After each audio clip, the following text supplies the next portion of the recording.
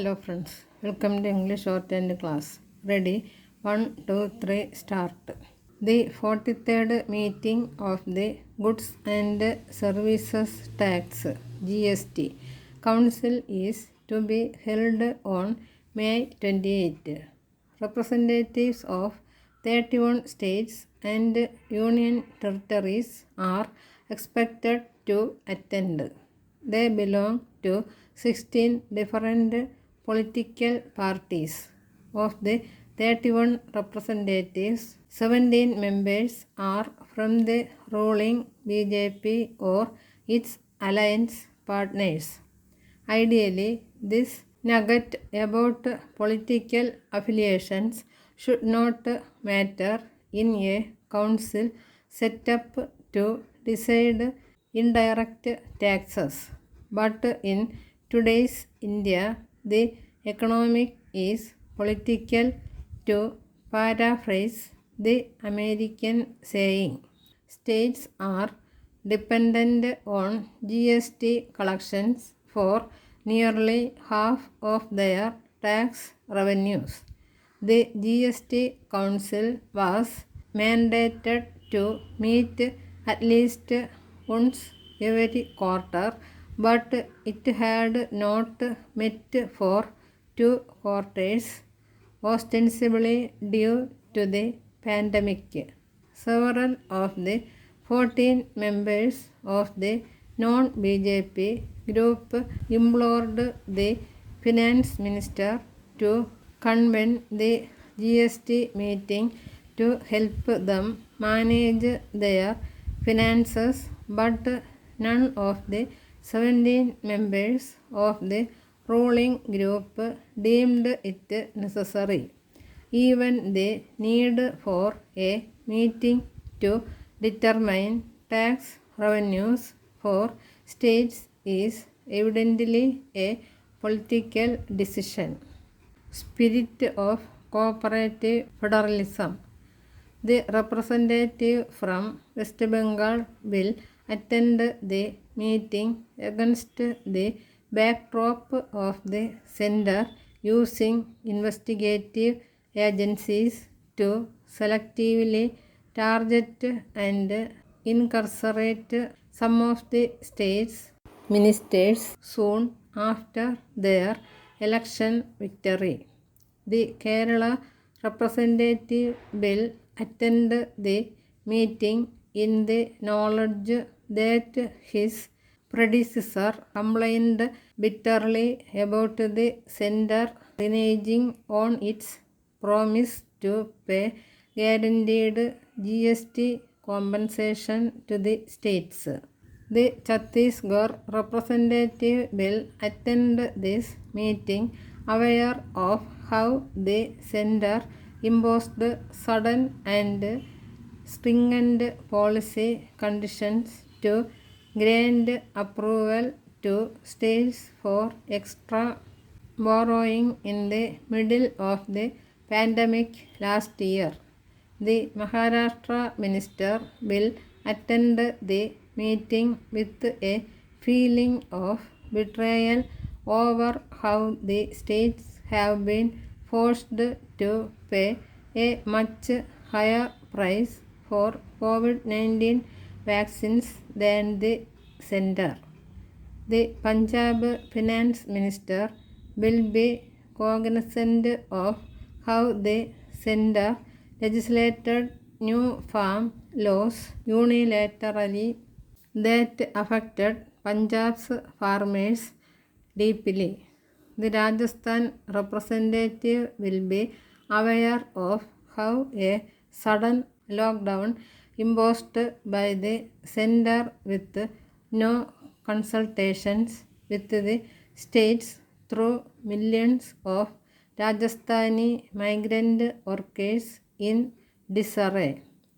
The Tamil Nadu representative will be wary of the center's duplicity in levying cesses that garner significant revenues for the center without sharing them with the states.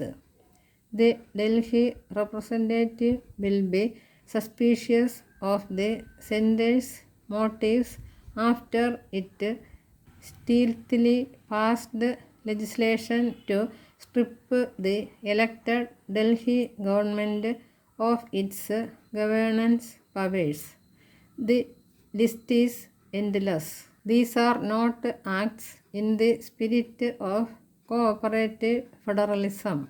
The catchy phrase cooperative federalism was introduced into India's political lexicon to justify the transition to GST in 2017. Sadly, like other catchy phrases such as minimum government, maximum governance, and make in India, this too has turned out to be hollow. Cooperative federalism has a larger meaning beyond just fiscal federalism. It also entails cooperative political, administrative, and governance federalism between the states and the center. The trust game. The GST Council is not an inanimate economic body. It is a compact of trust between the states and the center set in the larger context of India's polity.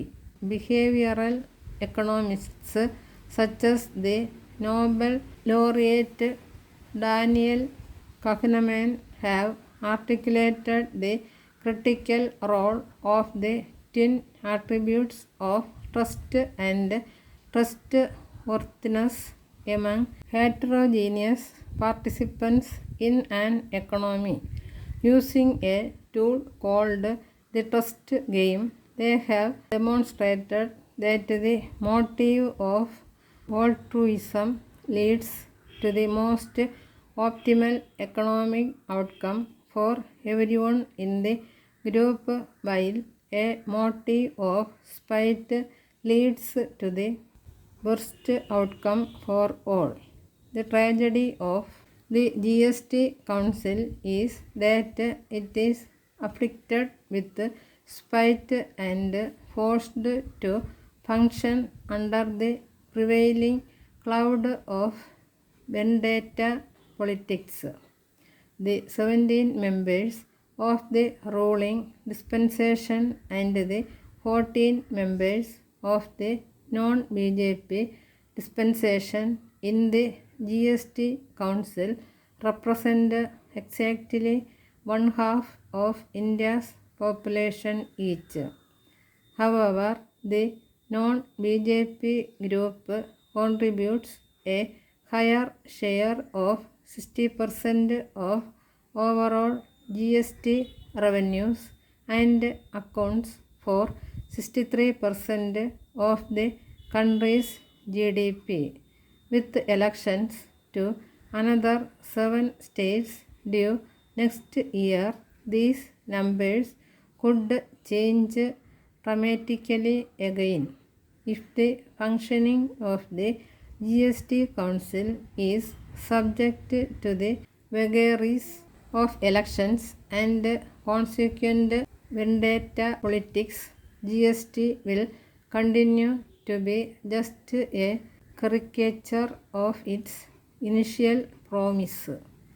The 15th Finance Commission report formally acknowledges that GST has been an economic failure that did not deliver on its early promises.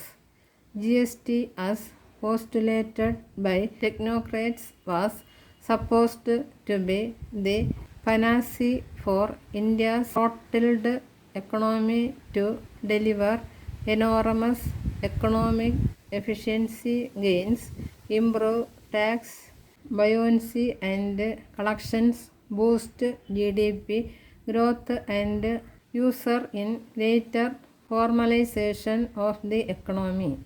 3 years after its launch and even before COVID-19, GST had failed on all those promises.